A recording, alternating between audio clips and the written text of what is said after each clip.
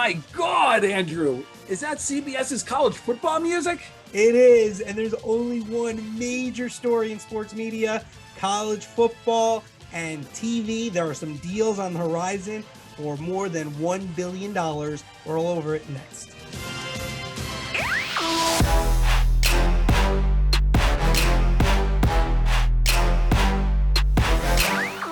And we're back.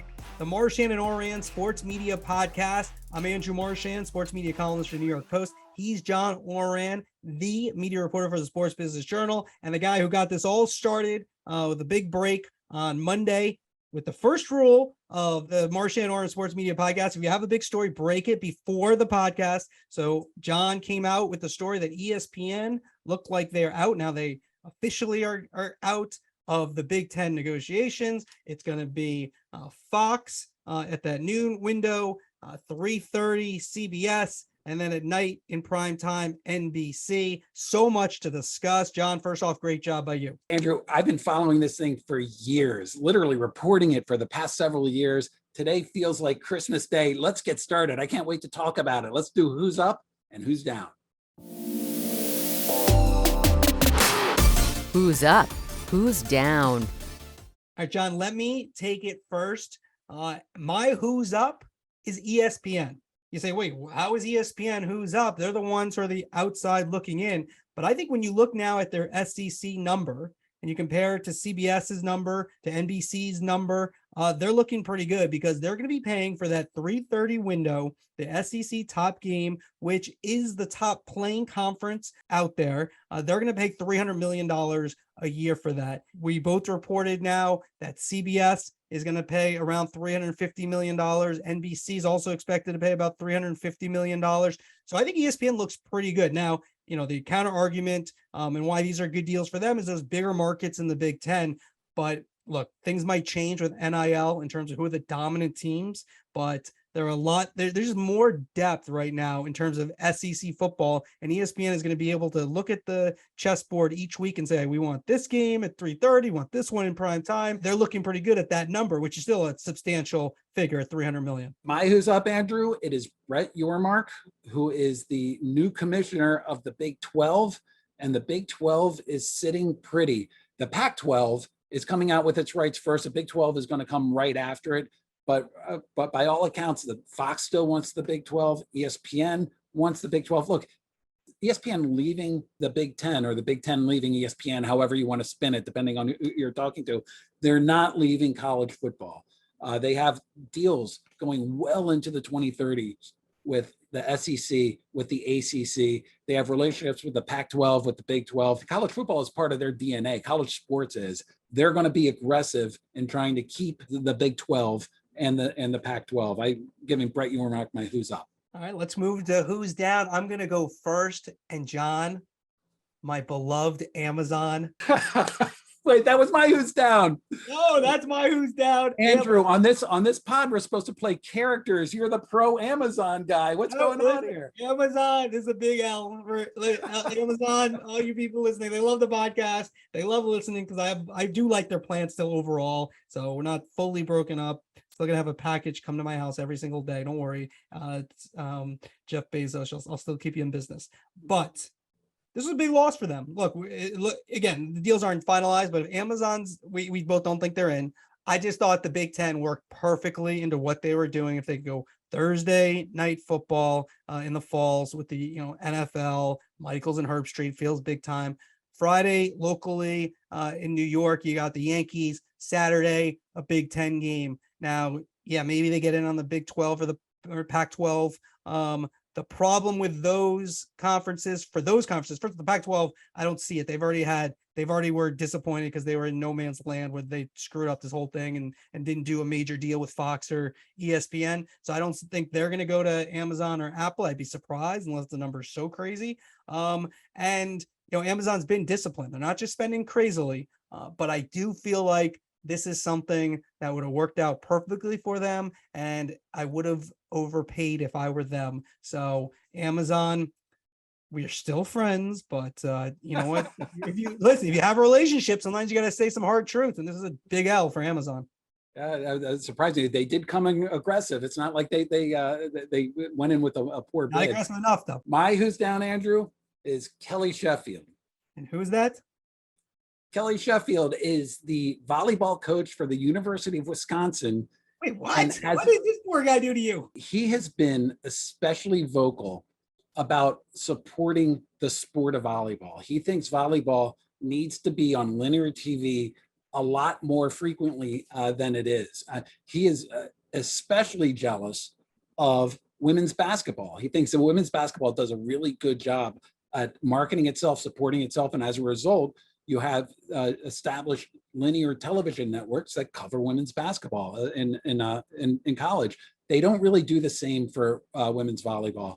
On ESPN last year, there were 6 women's volleyball matches that were on linear television. I think it was 4 on ESPN2 and 2 on ESPNU, or I might have gotten that reversed. The year before, there was also 6. So there's not a lot, but Kelly, get used to Peacock, or the idea that you're going to move off of ESPN onto CBS, NBC, and Fox and see more linear coverage for Olympic sports and women's sports, I think is a folly. You're right. I do think there's, like we talked about last week, there are opportunities for those sports if they're seen. And there's no way, even if people pick up Peacock, that they're going to be watched more by non-hardcore fans. Let's get right into the topics. It's the Big Ten deals. You gave the overview early on.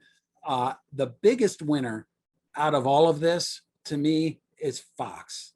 Fox executives, Larry Jones and Mark Silverman, they really took the lead at negotiating these deals with all of the media companies. They're bringing in a windfall for the Big Ten. Big Ten is poised to be the first conference to make more than $1 billion per year in media rights revenue. So it really sets the Big Ten up with the SEC as the 2 biggest conferences, the have and the have-nots of college. There are 2 halves. It's the SEC and the Big Ten. No doubt about it. So let's just get right into it. We did it. Who are who's up and who's down. When you look at this, who else are your winners here when you're looking at what this means for each of these networks? I'm going to start with NBC. NBC played possum. For the longest time, I didn't think they were very serious.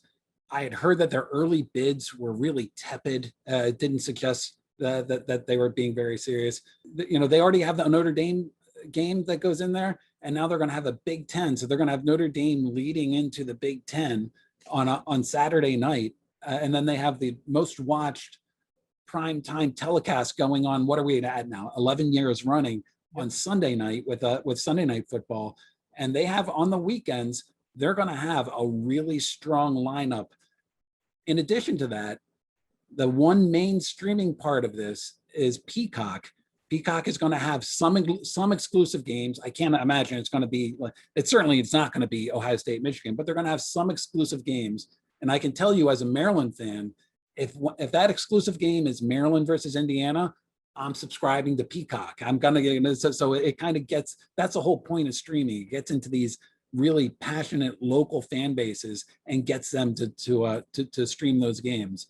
So for me, NBC coming from nowhere to get what I think is a really good package, because I've been told ESPN's deal did not include direct to consumer on ESPN Plus. It was a strict linear television deal. So, NBC was able to do this for Peacock, which it needs to build and is trying to build. Peacock was my who's down last week, for goodness sakes. So I have them as up. How do you see NBC, Andrew? Yeah, look, I think you're adding programming. The question is, with the Peacock issue, is that I don't think you like when you add like the one game here, the one game there, that can annoy people, right? Like we've talked about this with Amazon, and it will annoy people. Absolutely. Yeah, with the so. And again, maybe they still get your service, or are you going to teach people not to watch all your games? Or do I find a way to watch that one game that's on Peacock? Now we have to see how it all shakes out and what the deal, totally is composed of. But that's the one question I'd have, because when you just give a little, like what they do with like soccer, for example, with the Premier League, they're basically making anybody who wants to watch all the games pay them twice, right? Little NFL playbook here. Pay us the same thing twice. You got to have Peacock if you want to see your teams play, and then you have to have cable because some games are going to be on USA. And so, I mean, that's a strategy. It's not very customer friendly strategy, in my opinion. So I don't really like that. In terms of the primetime game, here's the thing. It is great to talk about. This is like a new setup of this is a triple header. I mean, there already is a triple header going on right now. I mean, will it seem a little bigger if it's on Fox and then CBS and then NBC? Yes, that does feel better than kind of like, where's this game? There's a game on Fox, there's a game on ESPN, there's a 3:30 game someplace, and there's a game at night. But it's not as if there weren't a triple header of Big Ten games already going on. If you look at the schedule this year, how they're going to be placed in, it does sound a little sexier when it's on broadcast TV, and it kind of has that NFL model that their commissioner, Kevin Warren, who was in the NFL for a long time, that he wanted. And so it does feel that way, but I'm not sure it's that different than what we're seeing now. And here's the problem, potential problem for NBC, is that they're going to have the primetime game. That primetime game is not going to be Ohio State, Michigan. Fox has the number one pick most weeks, and it has the noon window to fill. So all of a sudden, you're going to have the second and potentially third pick in prime time going up against, let's see, ESPN, ABC has all of the SEC games going up that night. So when as we're going to do, start to compare the ratings, even with the bigger markets, the Big Ten might suffer, because it's going to be really interesting to see how ESPN counter programs, given all of the sports that it has with the ACC, with the SEC, and being able to go through 3:30 and prime time with those games. Well, they like controlling all the windows. I mean, that's why, we have a bunch of topics here, but let's just go to one that a lot of college football fans want to understand, is what's next with the Big 12 and with the Pac-12, and where is that going to shake out, and what we see. And so when you talk about ESPN with the SEC, they love now that they own all the SEC. There's no sharing. There's no giving CBS the top game, and then they get to figure out the rest of the calendar on a Saturday. Instead, they get them all. So when you look at the Big 12 or the Pac-12, if ESPN especially can own all that inventory and be able to have games when they want it and schedule out it perfectly so it fits for their platforms, that makes a lot of sense. That's why I kind of see ESPN as a leader. The question I have, and this is really where we collide with, the people who cover college football, is that will there be more teams and universities that change conferences? And I look to Arizona and Arizona State, and I think they're kind of the kingpins right now. Do they go to the Big 12 or do they stay in the Pac-12? And I think that will shift things, because I think one thing that we talked about a couple weeks ago, I think it's a little misunderstood, right? The idea that we're going to create like the NFL of like two leagues, like an NFC is the SEC, and then the AFC is the Big Ten, whatever, however you want to look at it. It doesn't really work. Like, so if an Oregon, for example, like, does the Big Ten really want Oregon? Like, does that help them? They're not going to bring in, it's not like these networks are going to pay more money for Oregon, right? So you're splitting the pie more, right? Maybe there's some, escalators, but they're not going to, they don't bring in another full share or more money. The one team that does that is Notre Dame. And that's where really kind of this moves to next. People talk about the Notre Dame deal, and you had a number, last week, I think it was, what was it, 75 million? You said that they were that was a number that had been floated out there. I forget who floated out there, and we thought that sounded low. Yeah, Dennis Dodd for CBS was the one who had that number. If you're looking at how much these games are going for, then Notre Dame should be by itself in at least the $100 to $200 million range, and maybe even higher when you're talking about 7 games. And so, do they move to the Big Ten?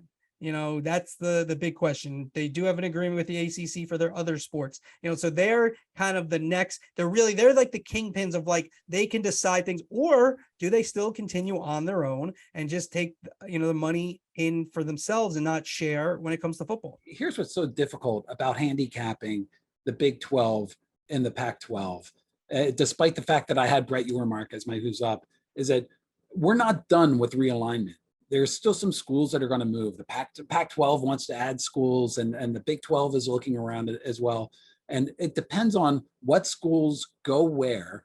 And that when that happens, then all of a sudden that's going to inform what ESPN bids on it. That let's say that the Pac-12 keeps its teams and raids a couple of Big 12 schools. All of a sudden, Brett Yormark is going to be a who's down, and George Kliavkoff is going to be a who's up. We don't know how that's going to happen.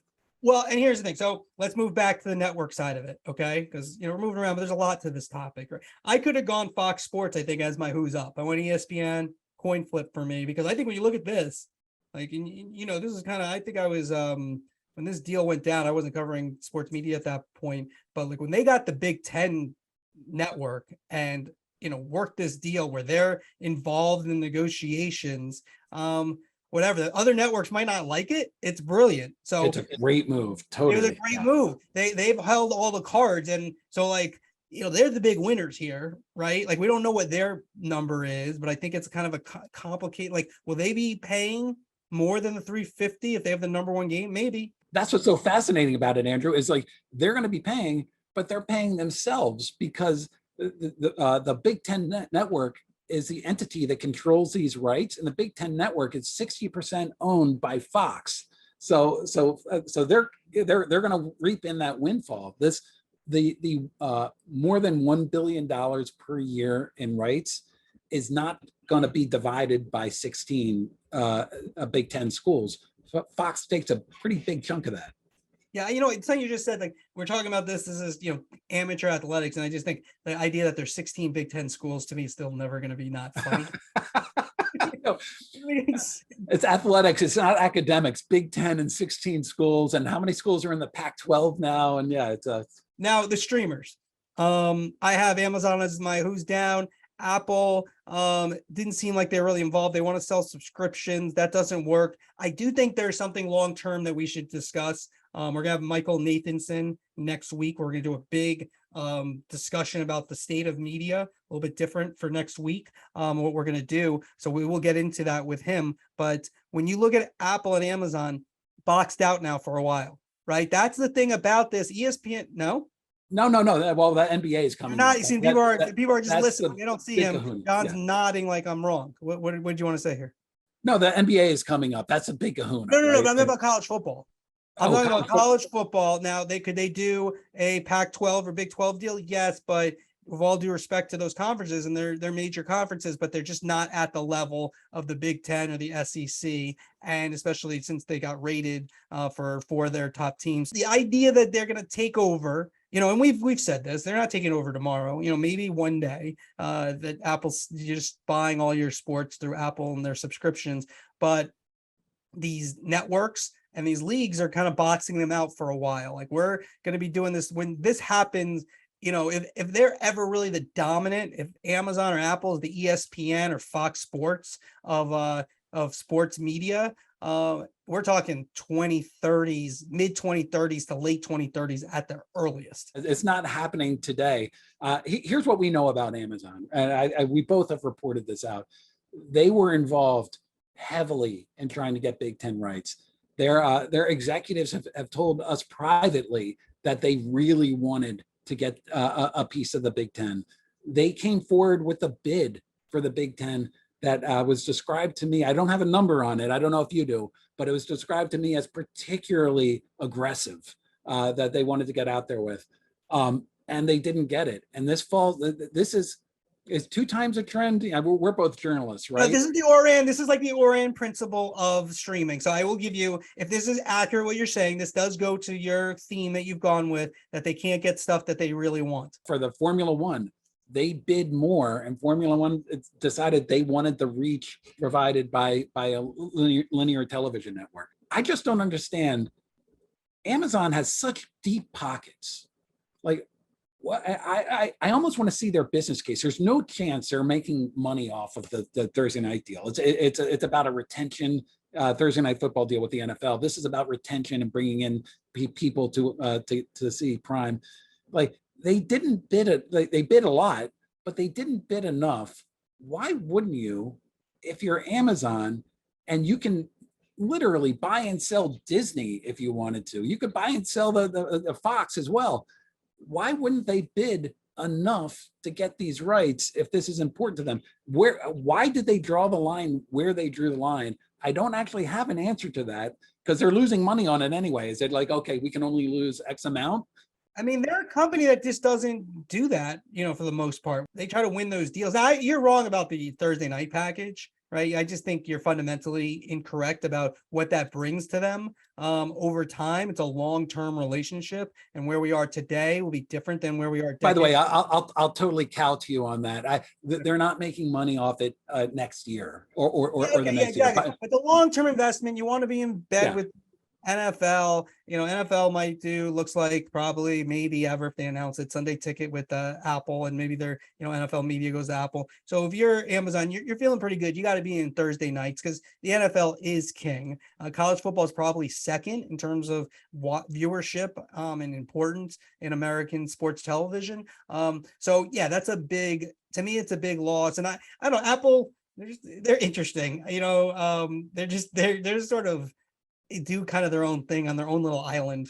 I feel like Amazon's a little more mainstream, a little more like gets with the picture. And I'm sure Apple's sitting there like, yep, this is what we do. We just come into markets and we just change them the way we, put our thought process as long as it takes. We eventually win. I don't know if it works in sports media. It's a little bit different ballgame than technology. Yeah, it works in sports media if they're able to get deals like they got with MLS. Yes, but you can only get that with MLS because, the numbers I've heard, I don't have them confirmed, they were so much lower than the $250 million that they got from that Apple paid MLS. Yeah, the money, certainly. But my other point is that they don't view themselves as like a linear TV network that's going to share a package with a couple other people. They need to own everything. What good thing are you going to own everything? Are they eventually, let's just say, all right, so baseball is up in 2028. I think, they have a long-term deal, so we're a whiles away. But do you have any feeling after almost a year of Friday night baseball that Apple one day is going to have all of baseball? Now, could they have some sort of regional sports network thing going? No, I don't know. Amazon's already building with that, with the Yankees and what they've done, and it just doesn't really work because the teams are valued too differently. I don't see the incentive for teams like the Yankees or the Mets, etc., to work with the Pirates and the Rays in terms of sharing revenue in one service. Again, they'd have to figure out some sort of system, and maybe it goes there. But the Yankees, Mets, etc., need to make much more than the teams that don't have many, nearly as many viewers. Yeah, I think that's why we struggle so much with Amazon and with Apple. What is that business plan, and how does that business plan grow over time? And it's tough to see.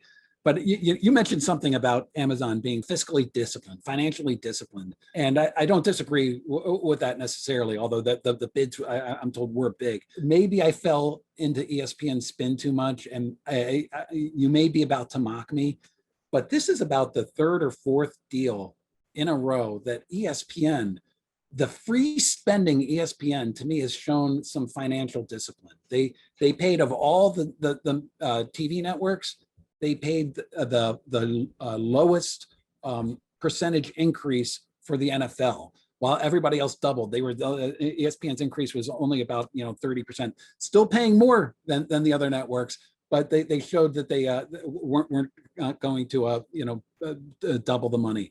MLB, they just turned and walked away from MLB. That's how Apple ended up with those packages. I just thought that was interesting. Champions League is out there right now, and you don't hear ESPN sort of running around trying to bid that up. They're showing a bit of financial discipline that I hadn't seen, certainly when John Skipper was there and predating John Skipper.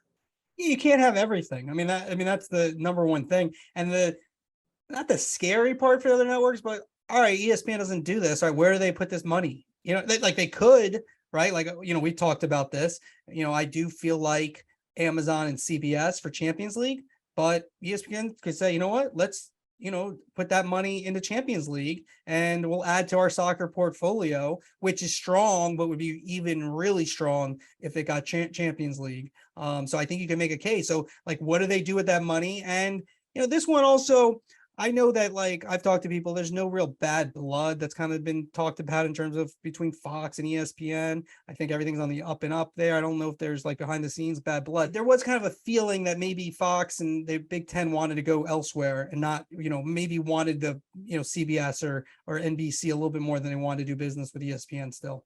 Yeah, Andrew, all of my reporting totally agrees with you on that. Behind the scenes, Fox and ESPN are getting along fine.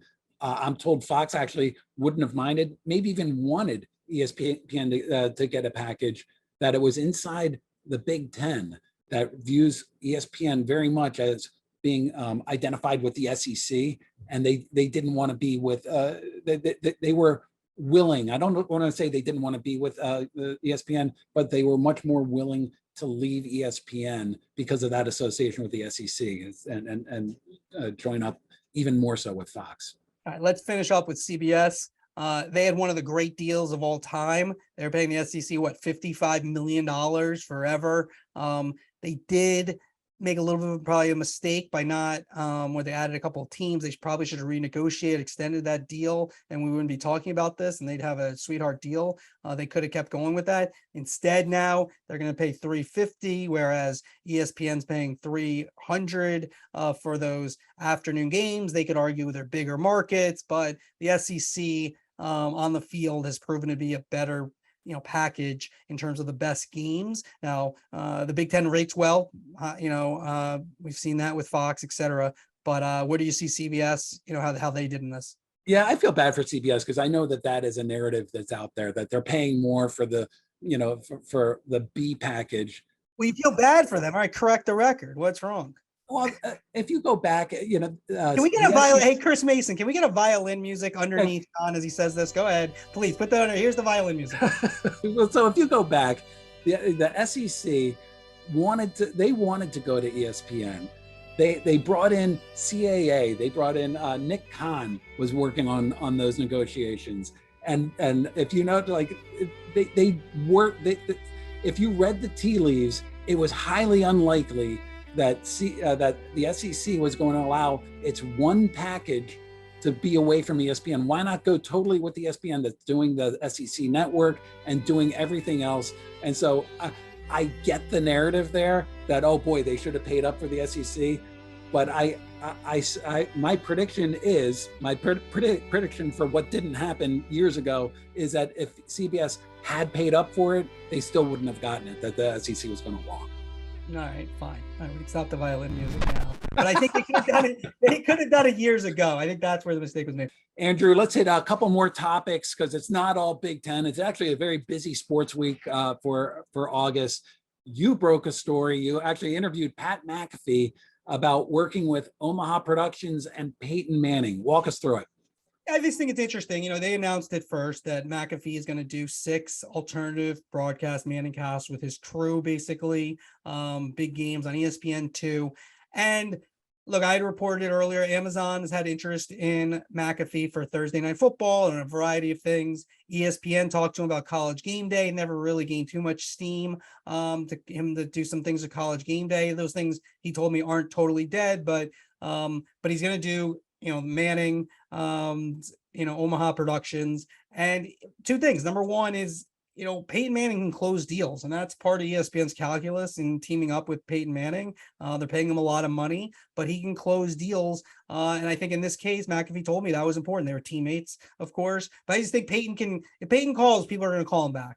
All these people who are the chairmen and presidents of these networks, they can get most everyone to call him back, but there's just a little bit different when it's Peyton asking you to do something as opposed to an executive who, wasn't one of the great quarterbacks of all time. I gotta say, I love McAfee. I think McAfee is one of these newfangled stars of video. Like, we're used to sort of old time linear television stars. And I think he does very well on television, but he has a popular podcast. He streams, he's active on social. What he does with the WWE seems like he's gone a real non-traditional route toward, I don't want to say television stardom, but just kind of stardom that I just think is unique. Definitely. And if you look at it though, he's kind of has the modern media alignment, his own little conglomerate. He has direct to consumer free with YouTube and all his social channels. Then he has a paid component with Sirius XM, which is where you can hear his audio if you're in the car, etc. And then he's on broadcast TV with Fox, and now he'll do cable with ESPN. So basically, has all those revenue streams. And when we talk about the money from FanDuel, the 30+ million, that doesn't even count the bottom line from SeatGeek and every other advertising that they do. So he's pulling in a lot of cash for him. All right, last topic before we get to Jason McCourty. Fox Sports names Moose Johnston's number 2 game analyst. Not a surprise, really. It makes some sense. I mean, he and Joe Davis, not probably the most exciting team, but with Tom Brady in the on-deck circle, possibly next year, Greg Olsen on board too, who'd slot back to number 2. You could see why they went with the chalk. I think they considered Mark Sanchez as well. In my mind, if Brady stays and plays another year, next year, if they think Sanchez now 2 years as an NFL analyst, he's worthy of being the number 2, they can move him there next year, but they went with kind of the easy choice with Moose Johnston. You did a Twitter poll this week asking your followers, will Tom Brady ever be in the booth for Fox Sports? I voted yes. How did you vote on that one? Yeah, I think he'll be there next year. And as you're saying this, I'm looking up for the results. Of course, I have like 3,000 tweets to find this. Yeah, you've been a here we go. Tweeter this week. All right, a year from now, when Fox puts out his NFL announcing cruiser 2023, will Tom Brady be on it? Yes, 33%. 33. No, 47%. And the always popular Get a Life Marchand got 20%. So Get a Life Marchand, that's actually pretty low for Get a Life Marchand. So people really think Tom Brady's going to continue playing. Let's turn to Jason McCourty, the new member of Good Morning Football. All right, Jason McCourty joins us, NFL champion with the Patriots, a win 16 with the Browns, had a long career, was a 6th-round draft choice, then had a stellar career. And we're glad you could join us. Now a member of Good Morning Football. You can also do some college football games. Jason, thanks for joining us. Oh, appreciate you guys for having me. Thank you. Sorry for mentioning the 0-16. I just was trying to tell the audience there's a lot of variance that you got to deal with, and you really know about the highs and the lows of the NFL. Yeah, you got to go through adversity sometimes to get to the other side. So there's a part of the struggle to get to the mountaintop. There you go. Life is not a linear line, right? There Jason, you go. You're a Rutgers alum. Went to Rutgers today. All we've been talking about is the Big Ten and the Big Ten's TV deals. Do you like Rutgers being in the Big Ten? I like it because of what you just said, what you talked about, the TV deals and the money. I mean, it's tough. I would have loved to have been in the Big Ten when we were back there playing. We had Ray Rice in the backfield, Brian Leonard, some of those guys.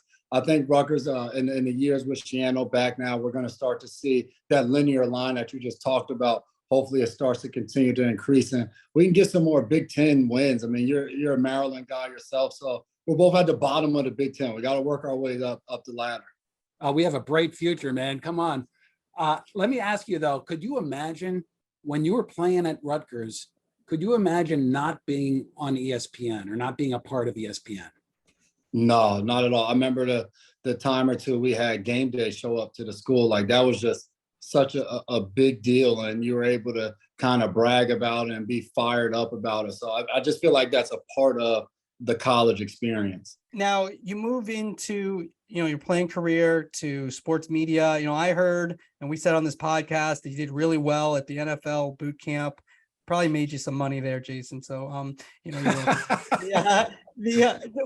the reason? Andrew, are you going to give your Venmo out right now? I want to exactly. Just send it to me. I got you guys. All right. So just give us, why'd you hang them up? Why'd you want to get in the media? You're going to be getting up at 5 a.m. That's a pretty, I'm not sure you tell us what time you're going to wake up every day. Give us your rundown of what you're thinking in terms of your transition here. Well, I'll start with your first part. I remember, so you guys said that on the podcast. So my brother sends me in a group chat with both of our wives. He's like, hey, listen to the first 30 seconds of this video and see. So I'm listening and I'm like, all right, you're going to be talking about Drew Brees and the Saints, all right, NBC. I'm like, and then you guys mentioned our names. I was like, what the hell? Like, wow, I didn't know there was buzz about it. So I was pretty excited when we both heard that. But for me, last year, it was my 13th year in Miami. I ended up tearing the Liz Frank ligaments in my foot and was sidelined, played 7 games. So it was at home for a majority of the season, hanging out with the family, trying to figure out, all right, Is it time to transition? Do I have another year left? What's this rehab process going to be like?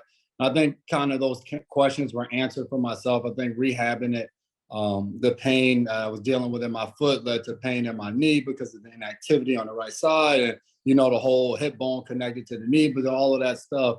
And I think as I got older and I was trying to come back, it just didn't feel great. And went down to the boot camp, did well on it. The Dolphins put on a business combine that I was a part of, just kind of trying to think about post-football career and transition. And I think mentally for me, I was in a great place because physically I knew it was going to be tough to come back, but mentally I think I had come to peace of just like, hey, I think it's time to move on for my own career. And I think for my family's sake, we've been able to settle down now in New Jersey. So when you were playing, Jason, what did you envision as a career? Was it being sort of as a broadcasting career? Was it being in a studio like you're going to be doing, or is it at games? Like, where do you hope this goes? It definitely wasn't at games. I'll tell you this: when I got to the boot camp in those the first kind of day and a half, where you're just kind of in the classroom, you're learning some things, and they're like, "Yeah, you're going to be calling a game." And I'm just like, everybody in the boot camp, all of us, that was kind of the thing that we were most freaked out about, because I think the studio stuff, whether it was doing a podcast with my brother, those are the things that feel at most like a locker room. Like you're just sitting around, you're talking ball and the whole nine. I think calling a game was a whole nother atmosphere. It was just like the adrenaline, everything that goes into it, trying to get a whole soundbite into 20 seconds. And for me, when I got a chance to actually do it, I was just like, wow, like this gets the juices going. I feel like I'm almost in a game, and you have to make those decisions on what you're going to say, and all of it's happening so fast, and you do it. And whether it was good or bad, you have to move on to the next play because there's going to be something else to analyze and give input on. So I would say, I think when I thought about the standpoint of, hey, I could possibly do broadcasting,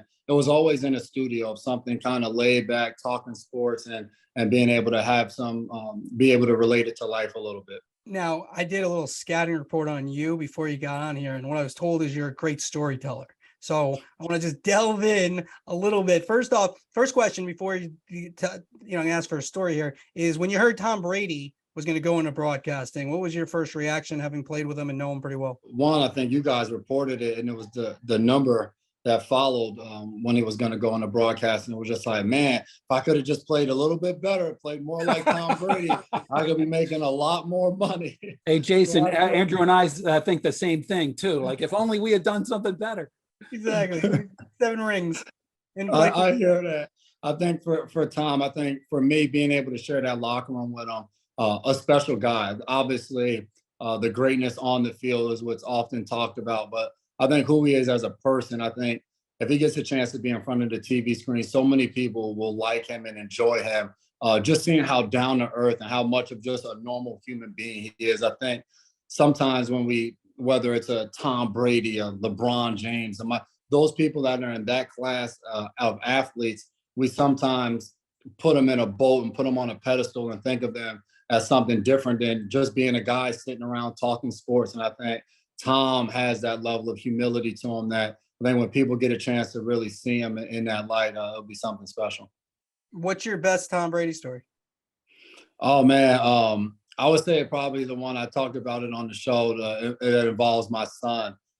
He's my son and my oldest. They're humongous Tom Brady fans. Obviously, as a kid, you like winning. Tom wins. So my son often will talk trash to me about how Tom Brady's so much of a better football player than me. The only reason I won a Super Bowl and that their uncle won Super Bowls is because he got a chance to play with Tom Brady. So in the off season, my son he likes football. So this is last off season. We're throwing the ball around and I'm teaching him kind of the route tree. So we run like a hitch and go, which is a stop and then go. And I throw him a long pass and he's able to catch it. So he comes back. He's like, Dad, can we send this to Tom Brady? And I'm just like, like Tom's busy. Like, I don't want to be that guy. Like, Tom opens up his phone and just, all right, McCourty sending me pictures. All right, cute kid. I was like, all right, come on, you make a video. So he made a video like, hey, Tom Brady, I'm your favorite fan. Hopefully one day I can play for the Buccaneers. I hope you like my route. So I sent it to Tom, and a few hours later, sends back a message like, man, this is so awesome. Tell him keep up the routes. one day I hope to throw him a pass. Like my son lit up, ran around the house, was so excited. And just those small things. I mean, the guy's busy. He didn't have to take the time to respond to a message, but that's kind of who he is. And so for me, like that's Brady in a nutshell. And I could probably go on about me, Steph, and Stephon Gilmore and J.C. Jackson intercepting him 3 straight times in one-on-ones once, and him cursing out the wide receivers. But that's another story for another. Well, we need to break some news here. How old is your son, and when will he be in the NFL, so we know how much longer Brady's going to play? He's 6 years, so Brady got some time. I don't know if Giselle's going to let him play for that long. Though. I don't know if he can hold off.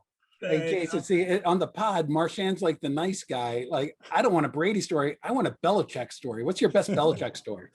Man, when I first got to the team, Bill could not tell me and Dev apart. So all throughout my first training camp there, like, I'm just dead. I guess over the years, he said Devin so much that he's just calling us both Devin. And one day after practice, and he goes, I mean, you guys, you wear the same sleeves every day. Like, how am I supposed to know? Because we both wore long sleeves. And sometimes I guess we would wear the same color on a certain day. From that point on, we wore the same exact color sleeves in training camp practice. If we wore tights, we wore the same exact color tights, same cleats. We tried to make sure every single practice, we wore the same exact thing just to make sure we messed him up and he would make notice of it. So Bill, he got a kick out of it. I think he really enjoyed coaching Devin and myself. You know, both his sons, Brian and Steve, are there on the coaching staff. So that family dynamic, I think, was a lot of fun. And we often poke fun and made fun of the fact that he could not tell us apart that first year. You know, Jason, I love talking to former athletes about sort of their relationship with the media when they were playing. How did you approach media members at the various teams that you were at? Did that change over time? I would definitely say it changed. I think early on, coming from college, and then I was there with Schiano, and it was always, and I think just the college message is always aimed to be so uniform. Like, hey, as a team, this may be the team we're playing this week. This is what we want to say to the media. And the media is going to try to trick you. You're going to have people there that are going to try to convince you to say different things. And you were always kind of fearful of, like, I don't want to say the wrong thing. I don't want coach to talk about me.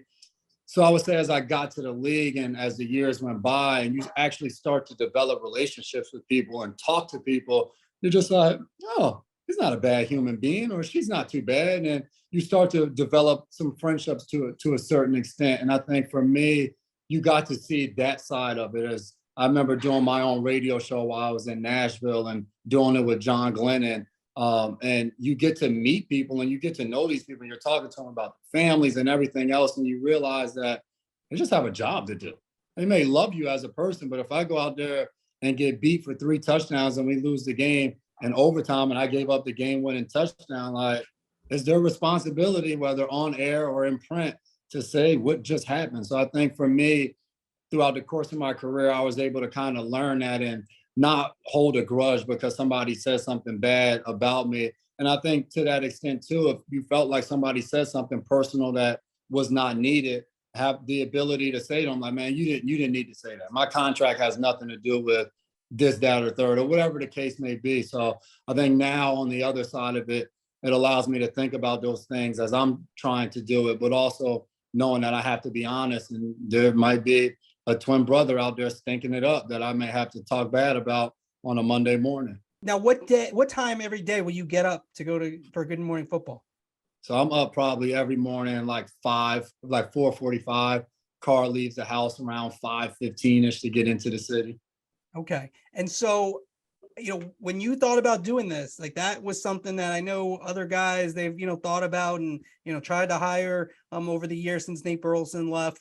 That's a tough one. Like, what was your thinking with that in terms of, making that your life? Because that's a real job. That's a real job getting up that early.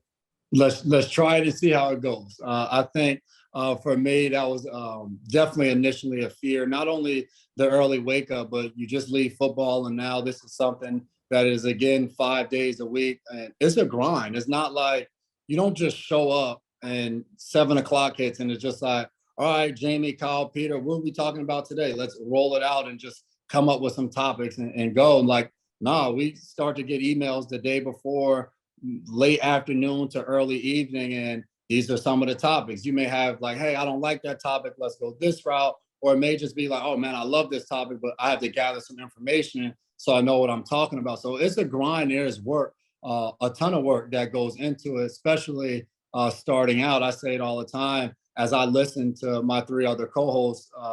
They've been doing it for a long time. So they have already an encyclopedia of knowledge of watching football, the NFL. Jamie was in college and too in the NFL a little bit too. So they're prepared for a lot of these things. For me, playing the game and studying the game is two totally different things. I know my opponents, the ins and outs of maybe what an offensive coordinator does, which doesn't always apply to TV. So trying to wrap it around and figure out the avenues and what to say. But I'm enjoying it so far. I think the NFL was a grind, and I think that's kind of a part of who I am. I don't think I could have just retired and said, hey, I'm just going to kick back and do whatever. This job allows me, yes, early wake ups. I can pick the kids up from school every day. We can play every afternoon. So it grants me the freedom to still be able to be a good father, and hopefully my wife would say so, attempt to continue to be a good husband. Jason, I only have one more question too. And I know you're Good Morning Football, but I want to stick with college because this is like the Big Ten podcast here. When you were playing, what's the team that you most like to beat?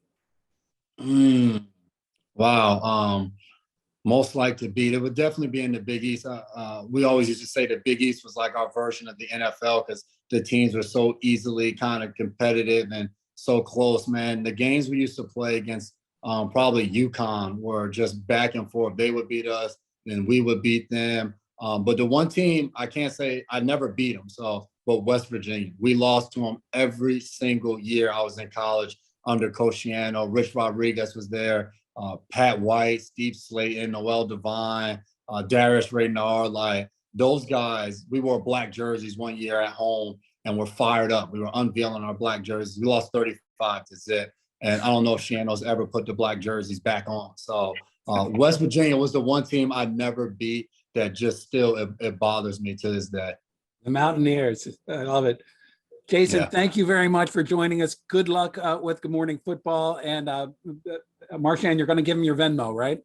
I'll give you my Venmo. You can, you know what? Don't worry about it. This one's on me. I've only heard you're a good guy. So, I don't think anything to do with it, of course, them hiring you. But look, really, what I really want to say is, though, congrats on an amazing playing career because you were a 6th-round draft choice. To be in the league as long as you want, get a ring, and tell your son you earned that ring. All right. It's not screw so Tom Brady. Absolutely. Yeah. Especially, Nick, I read your backstory too. Like it wasn't like coming out. Everyone was like, oh, this guy, like you slipped or anything. I don't think you were on a lot of radars. And then you had such a long career now. Good Morning Football.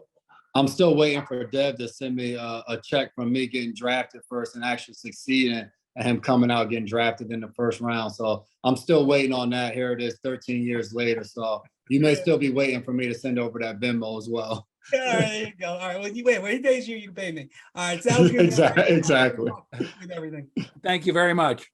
See you guys. Appreciate it. Andrew, that to me shows the power of the NFL boot camp. I mean, I used to write about it every year. I haven't written about it in a while, but it does get NFL athletes, used to talking and used to being on camera. And I just, that was proof positive of why that works, I think. 100%. And you could see why NFL Network and Good Morning Football, hired Jason McCourty, because you could just see the personality. I was told great stories. If you watch already, you can see it. That chemistry starting to come together. And look, that's an important show, right? It gets pretty good numbers, but the people who watch are in the NFL. I mean, that's the show of choice for the NFL. It's on in all the front offices and the players watch it. And so you're front and center. And if you're a guy like Jason McCourty, your voice is going to be heard. If you have opinions and, how things are done, I think that's an enviable position you want to be in. And he had an excellent career, I don't think, he's not going to be a Hall of Fame or anything like that. Had an excellent career.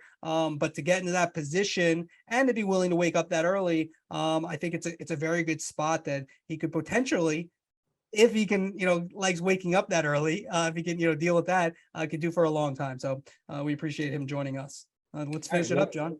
Yeah, let's head to Call of the Week. Call of the week. All right, Andrew, here's our clip. It's CBS and the PGA Tour. The PGA Tour was in Greensboro, but for CBS, it was the end of Nick Faldo's 16-year run as a color commentator. Okay. You got this. So I was in a boat in Ireland, and they gave me a call and said, how would you like to sit next to Jim Nantz? And literally fell out the boat. I really did. That was 2:06, and here we are 16 years later. Thanks to all the crew. You're the, as I affectionately and respectfully call you, the workers. They put the pictures out. We do the rattling. We have an easy job. Thank you all. I'm a single child, and I found at 65 3 brothers. Thank you. Thank you. Thank you, Nick. Bless you. I thought it was great TV because I wasn't expecting it. I wasn't expecting Nick Faldo, Sir Nick Faldo, to break down and cry on air. It's why he connected with a lot of viewers. It showed just a different side of him. As that was happening, I was watching intently, and it was like, that's what you want from TV. Here's to Nick Faldo. Yeah, it was a lot. But it was nice. I mean, Nick Faldo, I do think for him, it's probably emotional. He's been playing tournaments and then being at the tournaments for a long time, and now he's going to step aside. I did think, it was a little over the top, I would say a little bit, but it was nice and a nice send off for Faldo.